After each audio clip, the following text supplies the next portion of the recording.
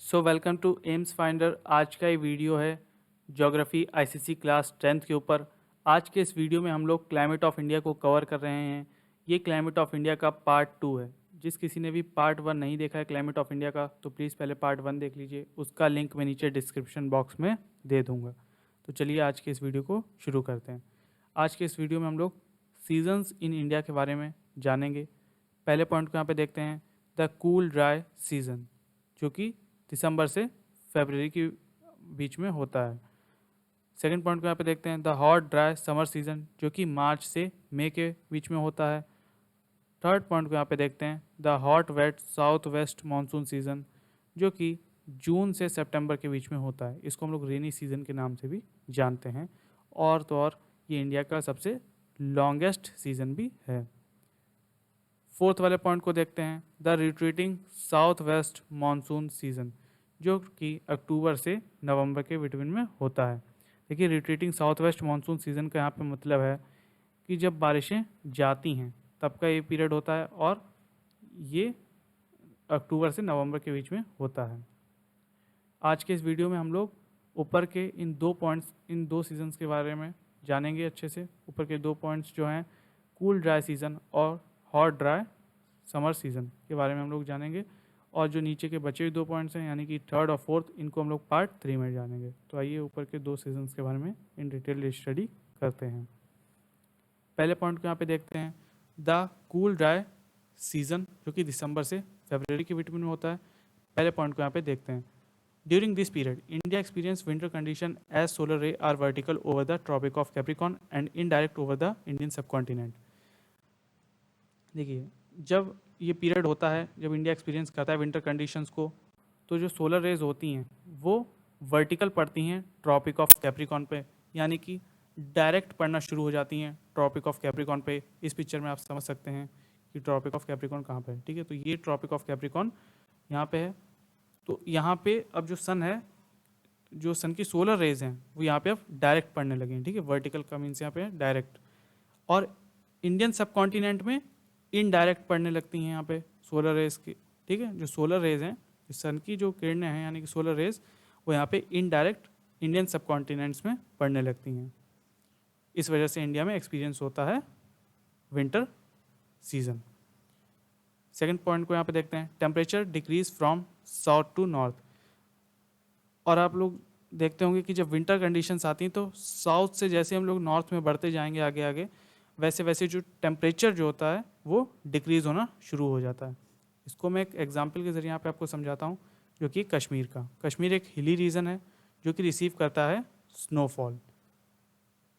ठीक है, तो जैसे जैसे हम आगे बढ़ते हैं तो वैसे वैसे वहाँ पे ठंड ज़्यादा बढ़ने लगती है। ठीक है, तो कश्मीर एक हिली रीजन है, यहाँ पे स्नोफॉल यहाँ पे होती है। थर्ड वाले पॉइंट को यहाँ पे देखते हैं, India is under the influence of high pressure. जब विंटर कंडीशंस होती हैं, यानी कि इस ड्यूरेशन में, दिसंबर से फरवरी की ड्यूरेशन में जो विंटर कंडीशंस हैं, उस ड्यूरेशन में इंडिया हाई प्रेशर के प्रभाव में होता है।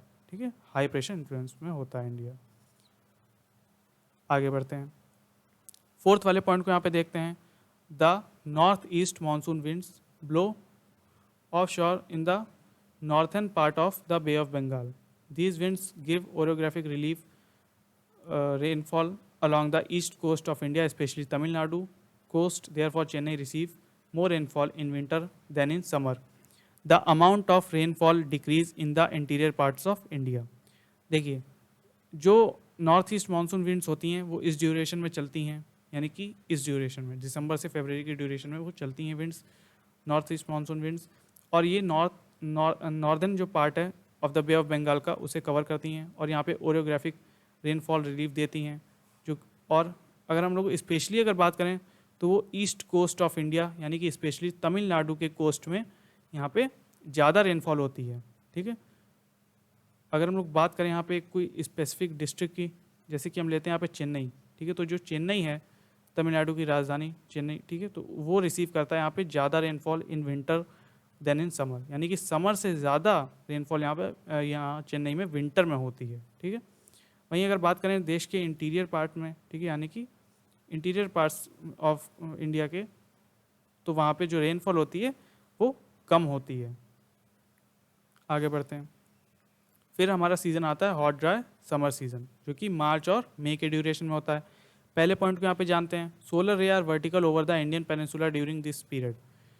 अब यहाँ पे मार्च और मई के ड्यूरेशन में जो सोलर रेज होती हैं, यानी कि जो सूर्य की किरणें होती हैं, ठीक है, तो ये इंडिया पे वर्टिकल पड़ती हैं, यानी कि डायरेक्ट पड़ने लगना शुरू कर देती हैं, और टेम्परेचर क्या हो जाता है इस वजह से हाइयर हो जाता है, और रिजल्ट क्या बनता है कि हॉट ड्राई समर सीज़न शुरू हो जाता है यहाँ पे।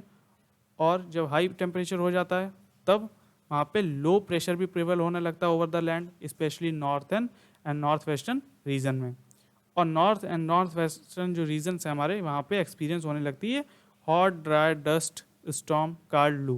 यहाँ पे लू एक्सपीरियंस करी जाती है, और ये जो लू होती है जब ये चलती है तब ये टेम्परेचर को बढ़ा देती है और ड्राई अप कर देती है सरफेस मॉइस्चर को। इस कारण की वजह से आप जो है हीट स्ट्रोक्स भी हो जाते हैं जब लू चलती है। तो आगे बढ़ते हैं इसके थर्ड वाले पॉइंट पे, द स्ट्रॉन्ग विंड्स कॉल्ड काल Baisakhi. The strong winds called काल बैसाखी, द ब्लैक स्टॉर्म और huge dark clouds during the months of Baisakhi. देखिए ये काल बैसाखी जो है ये एक स्ट्रॉन्ग विंड्स हैं, ठीक है, ये काफ़ी स्ट्रॉन्ग विंड्स होते हैं, और ये बैसाखी के मंथ्स में चलते हैं, ठीक है। तो इन्हें काल इसलिए कहा जाता है क्योंकि देखिए जो ये ह्यूज डार्क क्लाउड्स होते हैं, ठीक है, क्लाउड्स यानी कि जो बादल होते हैं यहाँ पे काफ़ी डार्क होते हैं, ठीक है, काले होते हैं, काले स्टॉर्म्स, ठीक है। तो इस तरीके से इसे काल बैसाखी से यहाँ पे नाम दिया गया है। बैसाखी के मंथ्स में आते हैं ये हवाएं चलती हैं अप्रैल और मई में। ये एक्सपीरियंस होती है कहाँ पे हैं, ये बंगाल और असम में एक्सपीरियंस करी जाती हैं। ये हवाएं जो होती हैं ये सडन यानी कि तुरंत, ठीक है, सडन ये कारण होती है कि हैवी रेनफॉल करा देती हैं, ठीक है। तो जो ये डैमेज कर देती हैं जो स्टैंडिंग क्रॉप्स होती हैं वहाँ पे उनको। पर ये बारिशें जो होती हैं कुछ अच्छी होती हैं टी क्रॉप्स के लिए असम में, और जूट और राइस के लिए इन वेस्ट बंगाल में। तो इनके कुछ फ़ायदे भी, इनकी कुछ डिसएडवांटेज भी हैं, इनके कुछ एडवांटेजेस भी हैं। तो फोर्थ वाले पॉइंट को यहाँ पे देखते हैं जो कि है प्री मानसून शावर्स। इसको हम लोग मैंगो शावर्स के नाम से भी जानते हैं। आर एक्सपीरियंस्ड इन केरला, इन कर्नाटका। ये केरला और कर्नाटका स्टेट्स में ये एक्सपीरियंस करे जाते हैं ड्यूरिंग अप्रैल और मई के मंथ्स में। ये मैंगो शावर्स का यहाँ पे मतलब है यहाँ पे रेनफॉल्स है, ठीक है। ये पर जो रेनफॉल होती है ये अच्छी होती हैं फॉर मैंगोस के लिए, टी क्रॉप्स के लिए और कॉफ़ी प्लांट्स के लिए यहाँ पे अच्छी होती हैं, ठीक है। इसको हम लोग ब्लॉसम शावर्स भी कहते हैं, क्योंकि ये जो स्टेट्स हैं यानी कि जो केरला और कर्नाटका जो स्टेट्स हैं ये कॉफ़ी ग्रोइंग रीजन्स हैं, इस वजह से इन्हें ब्लॉसम शावर्स भी कहा जाता है। आगे बढ़ते हैं। देखिए जो ब्लॉसम शावर्स की मैं बात कर रहा हूँ वो मेनली इस वाले रीजन्स की मैं यहाँ पे बात कर रहा हूँ, ठीक है। ये है वो रीज़न यहाँ पे ब्लॉसम शावर होती है, और जो काल बैसाखी वाला जो रीज़न है वो मेनली ये वाला रीज़न है। आगे बढ़ते हैं। पॉइंट्स जो आपको इस चैप्टर में रिमेंबर करके रखने हैं, पहला पॉइंट को यहाँ पे देखते हैं। देखिए जो क्लाइमेट ऑफ इंडिया है वो जनरली डिस्क्राइब किया जाता है ट्रॉपिकल मानसून क्लाइमेट से। जो इंडिया का जो क्लाइमेट है वो हम लोग उसे ट्रॉपिकल मानसून क्लाइमेट से डिस्क्राइब करते हैं। सेकेंड वाले पॉइंट को यहाँ पे देखते हैं।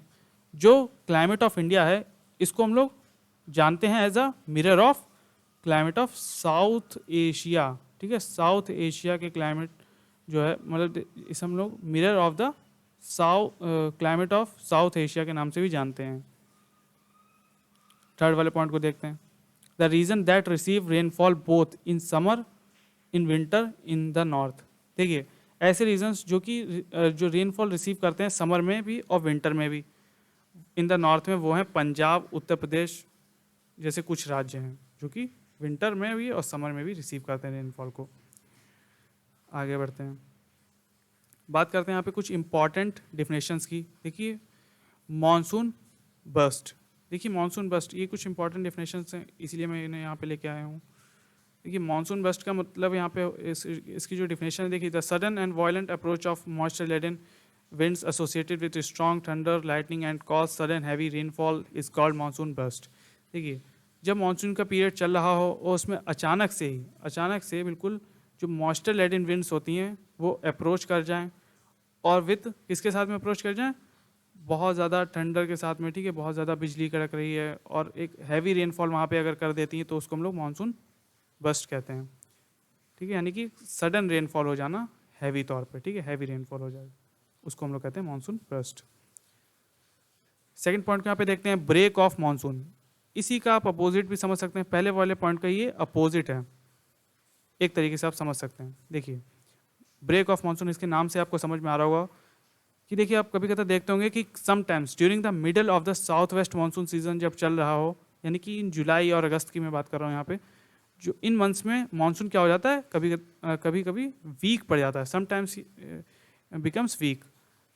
तो जो यहाँ पे जो वीक पड़ जाता है तो हम लोग देखते हैं यहाँ पे क्या है, किस कंडीशंस में हम कह सकते हैं वीक है। देखिए यहाँ पे क्लाउड जो कवर होता है वो कम होने लगता है, ठीक है, डिक्रीज हो जाता है, और rainfall ceases over the country, और रेनफॉल भी काफ़ी हद तक बंद हो जाती है कंट्री में होना।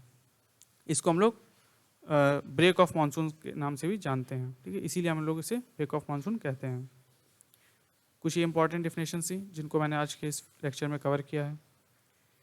इसी के साथ ये वीडियो ख़त्म होता है। अगर आपको ये वीडियो पसंद आया तो प्लीज़ चैनल को सब्सक्राइब करना मत भूलिएगा। Thanks for watching video.